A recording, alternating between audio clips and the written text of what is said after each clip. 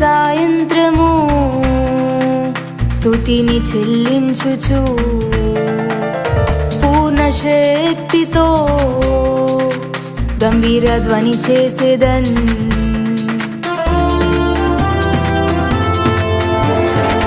ఉదయ సాయంత్రము స్తుతిని చెల్లించుచు